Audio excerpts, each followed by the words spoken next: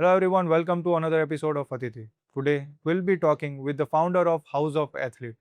એક એવું સ્ટાર્ટઅપ જ્યાં સ્પોર્ટ્સ પરફોર્મન્સ, ફિટનેસ ટ્રેનિંગ અને ફિઝિયોથેરાપી આ ત્રણેયને ઇન્ટિગ્રેટ કરીને એક એથ્લીટને એક નેક્સ્ટ લેવલ સુધી પહોંચાડવાની મદદ કરે છે. So let's not waste our time and start the podcast with the founder of HOA, Mr. Bhavin Solanki. Hi Bhavin. Hello. સૌથી પહેલો ક્વેશ્ચન કે ઇન્ડિયાની જે સ્પોર્ટ્સ ઇકોસિસ્ટમ છે એમાં કયો ગેપ જોયો કે તમને એવો વિચાર આવ્યો કે હું HOA એટલે કે હાઉસ ઓફ એથ્લીટ હું ચાલુ કરું? ફર્સ્ટ ઓફ ઓલ ઇન્ડિયામાં આપણે સ્પોર્ટ્સ ઇકોસિસ્ટમની વાત કરીએ તો સ્પોર્ટ્સ ઇકોસિસ્ટમમાં લોકોને સૌથી વધારે મિથ એ વસ્તુનો છે કે આપણે ઇન્ફ્રાસ્ટ્રક્ચરમાં લેગ છીએ. બટ ઇન્ફ્રાસ્ટ્રક્ચર વાઇઝ અગર જોઈએ તો ઇન્ફ્રાસ્ટ્રક્ચર તો આપણે પાસે પ્રોપર છે, બટ એને આઉટકમ બેઝડ કે એને પ્રોપર પર્પઝ ડ્રીવન કરવા માટે એના રિસોર્સિસ આપણા પાસે નથી. તો બેઝિકલી એના માટે જ મેં HOA સ્ટાર્ટ કર્યું છે કે ઇન્ફ્રાસ્ટ્રક્ચર તો મારા પાસે છે, હવે ઇન્ફ્રાસ્ટ્રક્ચરની સાથે આપણે પર્પઝ ડ્રીવન બનીએ, આઉટકમ બેઝડ બનીએ, training related, sports physiotherapy related અને recovery related. Okay, SNC sports performance કાં તો ફિટનેસ ટ્રેનિંગ આ ત્રણેયને ઇન્ટિગ્રેટ કરીને તમને ક્યારે વિચાર આવ્યો કે હું આ પણ આ એક રૂફની નીચે હું લાવી શકું? સ્ટાર્ટિંગમાં હું ક્રિકેટ પ્લેયર હતો, પછી મને ઇન્જરી થઈ. તો ઇન્જરી એટલી સિવિયર હતી કે એ રિકવર ન થઈ. પછી મારે એના કારણે સ્પોર્ટ્સ લેફ્ટ કરવું પડ્યું. તો એના કારણે પછી મને વિચાર આવ્યો કે એટ અ પોઈન્ટ મને એ વિચાર આવ્યો કે આવી રીતના જો મારે બી અગર ટિયર 2, ટિયર 3 સિટીમાં રહીને આવી રીતના મને ફેસિલિટીઝ નથી મળતી કે એઝ અ ઇન્જરી પછી હું રિકવર નથી થઈ શકતો અને રિટર્ન ટુ સ્પોર્ટ્સ નથી જઈ શકતો, તો આવા તો ઘણા બધા સ્પોર્ટ્સ એથ્લીટ હશે જે આ કન્ડિશનથી પસાર થતા હશે. તો પછી મેં વિચારીને એવું કર્યું કે ભાઈ એવું નક્કી કર્યું કે ટિયર 2, ટિયર 3 સિટીમાં આવી રીતનું આખું ઇન્ફ્રાસ્ટ્રક્ચર બિલ્ડ કરવું છે કે જેની અંદર સ્પોર્ટ્સ ટ્રેનિંગ, સ્પોર્ટ્સ ફિઝિયોથેરાપી અને આખું રિકવરીનું અંડર વન રૂફ જ ફેસિલિટી મળી જાય. તો આપણે વાત કરીએ ટ્રેન્ડ સ્પોર્ટ્સની વાત કરીએ કે ક્રિકેટ છે અને ફૂટબોલ છે. તો માની લો કે હું એઝ અ ક્રિકેટર છે અને મારી સાથે મારો ફ્રેન્ડ છે એ એઝ અ ફૂટબોલર છે. હું અમે બી આવ્યો તો તમે એ બંનેને કઈ રીતના તમે ટ્રેનિંગ આપશો? લાઈક ક્રિકેટ વસ્તુ આખી અલગ છે. ક્રિકેટમાં અગર જોવા જાઓ તો બેટ્સમેન છે, બોલર છે અને ફિલ્ડર છે. ઓકે, તો એ થોડુંક રિએક્શન રિલેટેડ છે, પાવર ઓછો છે ખરી બટ ઓછો છે in comparison of sports football. હવે ફૂટબોલની અંદર મોસ્ટ ઓફ તમારે પાવર જનરેટ કરવાનો છે, કોઈ બી બોલની પાછળ તમારે સતત દોડવાનું છે, એન્ડ્યુરન્સ બેઝ છે. જ્યારે ક્રિકેટ છે એ નોર્મલ છે, પાવર બેઝ છે, બટ નોર્મલી તમારું રિએક્શન કેવું છે એના રિલેટેડ છે. તમારું થિંકિંગ મારે જાણવું છે કે જ્યારે કોઈ પણ સ્પોર્ટ્સ પર્સનની ઇન્જરી થાય ત્યારે એ બેડ લકમાં ગણાય કે પછી પુઅર ટ્રેનિંગમાં ગણાય કાં તો પછી બેય ગણાય? લાઈક એ ઇન્જરી કયા ટાઈપની છે ને, સૌથી પહેલા તો પ્રિવેન્શન, લોકો અત્યારે પ્રિવેન્શન કરતા જ નથી. લાઈક ઇન્જરી પ્રિવેન્શનમાં છે સ્ટ્રેચિંગ છે, બરાબર પ્રોપર વોર્મઅપ છે, પ્રોપર સ્ટ્રેચિંગ છે, પ્રોપર મોબિલિટી છે. આ ત્રણ વસ્તુ ઇન્જરી પ્રિવેન્શનમાં આવે. લોકો ઇન્જરી પ્રિવેન્શન કરતા નથી. લાઈક તમે કીધું એમ પુઅર ટ્રેનિંગ છે, પુઅર ટ્રેનિંગમાં જ આવી જાય. લાઈક પુઅર મોબિલિટી છે, પુઅર સ્ટ્રેચિંગ છે, પુઅર વોર્મઅપ છે. તો આ બધી જ એક ટાઈપની પુઅર ટ્રેનિંગના કારણે જ ઇન્જરી થાય છે. અને થોડું ઘણું લેક ઓફ ટ્રેનિંગના કારણે બી, વીકનેસના કારણે બી ઇન્જરી થઈ શકે છે, લાઈક થાય છે. એવું કોઈ અત્યાર સુધીમાં તમે કોઈ પ્લેયર ને કે કોઈ એવું પેશન્ટ કોઈ આવ્યું છે કે જેને બહુ હાર્ડકોર ઇન્જરી થઈ છે? યસ, એક એવો પેશન્ટ હતો બેંગ્લોરમાં, રેપિડ સ્પોર્ટ ફિટનેસમાં એક પેશન્ટ હતો જે સારા એવા લેવલમાં Indian football cricket like football ટીમમાં હતો. તો એમાં સારા લેવલમાં હતો અને ACL છે એનું લિગામેન્ટ આખું જ ફાટી ગયું હતું. તો એની અંદર એવી રીતના પછી એમને સર્જરી કરાવી, પછી રિટર્ન ટુ સ્પોર્ટ્સ માટે એ લોકો રેપિડ સ્પોર્ટ ફિટનેસમાં એઝ અ લાઈક રિહેબ કરવા આવ્યા. પછી રિહેબ કરીને જે પ્રોસેસ હોય કે રિટર્ન ટુ સ્પોર્ટ્સ ટ્રેનિંગ આવે, તો એના પ્રોસેસ થ્રુ એ લોકો પસાર થયા હતા. તો આ એક પ્લેયર છે જે ઇન્ડિયન અત્યારે કરંટ બી રમે છે ફૂટબોલમાં. કોઈ બી નવો ક્લાયન્ટ તમારી પાસે આવે છે ત્યારે તમે સૌથી પહેલા એમનું શું પ્રોસિજર તમે ફોલો કરો કે નહીં ભાઈ if you are in this game તો તમારે આ વસ્તુ તમારે ફોલો કરવાની છે? સૌથી પહેલા કોઈ બી એથ્લીટ છે કે ક્લાયન્ટ છે એ HOA માં આવે છે તો સૌથી પહેલા હું સેશન અસેસમેન્ટનું લઉં છું કે એની અંદર જે બેઝ છે, સ્ટ્રેન્થ છે, બેલેન્સ છે, કોઓર્ડિનેશન છે, એ તમે કોઈ બી ગેમ રમો કે કોઈ બી લાઈફસ્ટાઈલ રિલેટેડ હોય તો એની અંદર એ સેમ જ છે કે તમારો એ બેઝ ક્લિયર હોવો જોઈએ, સ્ટ્રેન્થ, કોર્ડિનેશન અને બેલેન્સ. તો ફર્સ્ટ સેશનમાં હું એસેસમેન્ટ જ કરું છું. એની અંદર બેલેન્સ આવી ગયું કે સિંગલ લેગ, બધું જ હું આ જે અસેસમેન્ટ છે એ સિંગલ લેગમાં કરું છું. એટલે મને રાઈટ સાઈડ અને લેફ્ટ સાઈડ પર્ટિક્યુલર સ્ટ્રેન્થ ખબર પડે કે ભાઈ ક્વોડ્રિસેપ્સમાં લેફ્ટ સાઈડ કઈ રીતની સ્ટ્રેન્થ છે, રાઈટ સાઈડમાં કાફ કેવો છે, સ્ટ્રોંગ છે કે વીક છે. તો એક આખો મારા પાસે ડેટા આવી જાય એસેસમેન્ટના લીધે કે એસેસમેન્ટ કે આ વીક પોઈન્ટ છે તો આ લેગ એરિયા છે તો એનામાં કામ કરવાનું છે. તો ફર્સ્ટ એસેસમેન્ટ આવી રીતના બેલેન્સ, કોર્ડિનેશન અને સ્ટ્રેન્થ. પછી જ્યારે હું 4 વીક પછી અમે રીએસેસમેન્ટ કરીએ છીએ કે રીએસેસમેન્ટમાં મને ખબર પડે કે 4 વીક અમે ટ્રેનિંગ કરી છે તો 4 વીક પછી અમે કયા પ્રોગ્રેસ ઉપર કરીએ છીએ, પ્રોગ્રેસ ક્યાં પહોંચ્યો છે. પછી 4 વીક પછી ખબર પડે કે એક છે લાઈક અસેસમેન્ટમાં આઈડિયલ વેલ્યુ હોય છે કે જાણે કે સિંગલ લેગ વોલ સીટ કરી તો લાઈક એથ્લીટ માટે 1 મિનિટ 30 સેકન્ડ હોય, કોઈ નોર્મલ પર્સન માટે 1 મિનિટ હોય. તો એક તમે એક હિટ ટાર્ગેટ એરિયા કરી દો ને, લાઈક ટાર્ગેટ ટાઈમ કરી દો ને એક. પછી હું second assessment power related, force related, speed related અને લાઈક સ્પોર્ટ્સ સ્પેસિફિક. તમે જાણે કીધું કે કોઈ સ્પોર્ટ્સ પ્લેયર આવે, ક્રિકેટર વાળો આવે, ફૂટબોલ પ્લેયર આવે, તો એને રિલેટેડ પછી હું second assessment power related, sports specific related કે પર્ટિક્યુલર ક્રિકેટ છે તો ક્રિકેટમાં એના કયા કયા ફિઝિકલ ડિમાન્ડ જોઈએ છે, તો ફિઝિકલ ડિમાન્ડને રિલેટેડ કઈ રીતના પછી સેકન્ડ એસેસમેન્ટ એના રિલેટેડ થાય કે એની અંદર પાવર છે, સિંગલ લેગ સ્નેચ છે, પછી આખું single leg 1 RM single squat છે, લાઈક ધેટ. એવી રીતના પછી હું આવી રીતના પ્રોસિજર કરું છું કે મને બી ખબર પડે, સામેવાળા ક્લાયન્ટને બી ખબર પડે કે એ કઈ રીતના પ્રોસેસ થાય છે ને કઈ રીતના પ્રોગ્રેસ થાય છે. ફર્સ્ટ અસેસમેન્ટ પછી રીઅસેસમેન્ટ 4 વીક પછી, એટલે અમને ખ્યાલ આવે કે કઈ રીતના પ્રોસેસ આખી ને પ્રોગ્રેસ થાય છે. ટેલ મી કે તમે સાયન્સને સ્પોર્ટ્સની સાથે ઇન્ટિગ્રેટ કરીને તમે એને કેટલું હાઈ વેલ્યુ કરો છો? લાઈક હું કહું ને કે સાયન્સ છે ને અત્યારે રિસર્ચ ઘણા બધા થાય છે. Okay. તમે જુઓ સાયન્સ લાઈક ઘણા બધા રિસર્ચ પેપર બહાર પડે છે કે સાયન્સ સ્પોર્ટ્સની અંદર પર્ટિક્યુલર ક્રિકેટ છે તો ક્રિકેટની અંદર કઈ પર્ટિક્યુલર મુવમેન્ટ છે, ફૂટબોલ છે તો એની અંદર પર્ટિક્યુલર કઈ મુવમેન્ટ છે, પછી એના રિલેટેડ ઇન્જરી કઈ સ્પેસિફિક સ્પોર્ટ્સમાં અંદર ઘણા બધા રિસર્ચ પેપર છે. તમે યુરોપ છે, અમેરિકા છે, ન્યુઝીલેન્ડ છે, ઓસ્ટ્રેલિયા છે, ત્યાં આગળ ઘણા બધા રિસર્ચ પેપર આવા બહાર પાડે છે. આપણા ઇન્ડિયામાં તો હજી ઓછું થાય છે રિસર્ચ બેક્ડ, બટ અત્યારે બહારનું જે રિસર્ચ પેપર બહાર પડે છે એને રિલેટેડ હું જે આખું મારું અસેસમેન્ટ પ્રોટોકોલ મેં તમને કીધો કે બેલેન્સ રિલેટેડ છે, બેલેન્સમાં હું તમને single leg wall standing, single leg like eyes close standing કરાવું છું, પછી સિંગલ લેગ વોલ સીટ છે સ્ટ્રેન્થ માટે, સિંગલ લેગ લૂટ બ્રિજ છે, ઓપન એગન છે. તો આ બધો આખો પ્રોટોકોલ છે એ મેં સાયન્સ બેક અને બધા રિસર્ચ પેપર કરીને પછી જ મેં આખો પ્રોટોકોલ બનાવ્યો છે કે અસેસમેન્ટમાં લોઅર બોડી સ્ટ્રેન્થ છે તો એના માટે આ વસ્તુ ધ્યાન રાખવાની જરૂર છે. ઓકે, ચલો આપણે સ્પોર્ટ્સની વાત કરીએ. સ્પોર્ટ્સમાં ફિઝિકલ તો બહુ જ ઇમ્પોર્ટન્ટ છે, પણ સાથે સાથે મેન્ટલ સ્ટ્રેન્થ પણ બહુ જ ઇમ્પોર્ટન્ટ છે. તો તમે એને કઈ રીતના કામ કરો છો? આપણે ફિઝિકલની તો વાત કરી લીધી, પણ તમે મેન્ટલી જે મેન્ટલ સ્ટ્રેન્થ કહેવાય એની ઉપર તમે કઈ રીતના કામ કરો છો? યસ, સૌથી પહેલા વાત કરું કે મેન્ટલ સ્ટ્રેન્થ ક્યારે આવે? જ્યારે તમે એક વસ્તુ ઉપર ડિસિપ્લિન કામ કરો, ડિસિપ્લિન રીતે કન્સિસ્ટન્ટ કામ કરો, પછી ધીરે ધીરે તમને મેન્ટલ સ્ટ્રેન્થ બિલ્ડ થાય. તમે સ્ટાર્ટિંગમાં જ કોઈ યુથ પાસે આમ કહેવાય ને આશા ના રાખી શકો કે એના પાસે મેન્ટલ સ્ટ્રેન્થ આવે. તમે હવે 7-8 વર્ષ 10 વર્ષ, અત્યારે લોકો પેરેન્ટ્સ શું કરે કે નોર્મલી 7 થી 10 વર્ષના બાળક સાથે જબરદસ્તી કરે કે તારે પ્રેક્ટિસમાં જવાનું છે, તારે ટ્રેનિંગમાં જવાનું છે. But A mental strength time સાથે અને કન્સિસ્ટન્સી અને ડિસિપ્લિન સાથે બિલ્ડ થાય.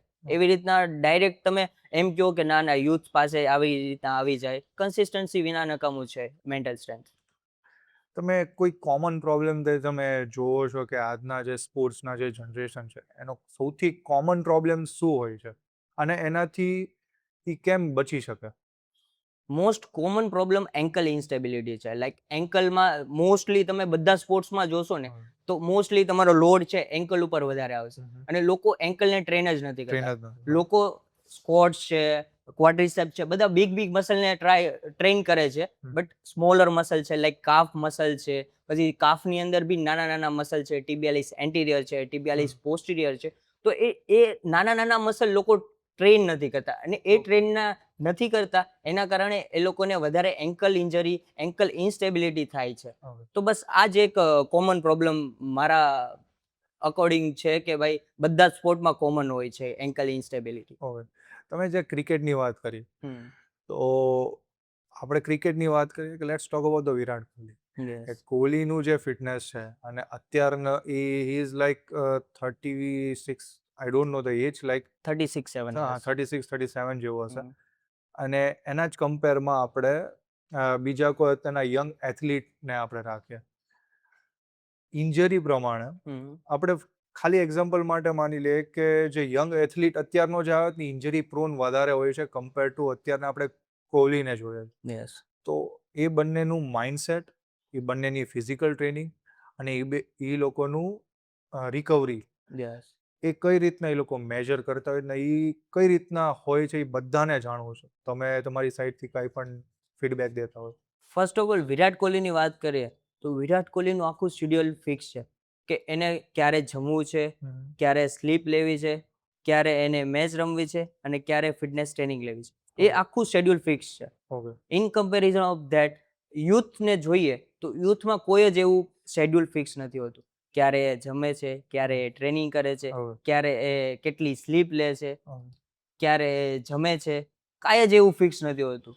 તો આપણે એક છે ને એક સિચ્યુએશન લઈએ કે અત્યારનો જે યંગ સ્પોર્ટ્સ પર્સન છે, એટલે કોઈ પણ સ્પોર્ટ્સ પર્સન છે, એનું ડે કઈ રીતના હોવો જોઈએ અને એ જ પર્સન ઇન્જરીમાં આવે, ઇન્જરીથી રિકવર થાય તો એનો ડે કઈ રીતના હોવો જોઈએ, એ બંનેને આપણે ફેઝને આપણે સમજીએ અને આપણે એને ડિવાઈડ કરીએ કે કયા કયા ટ્રેનિંગ ને કયા કયા પ્રિકોશન્સ છે એ લેવા જોઈએ. યસ.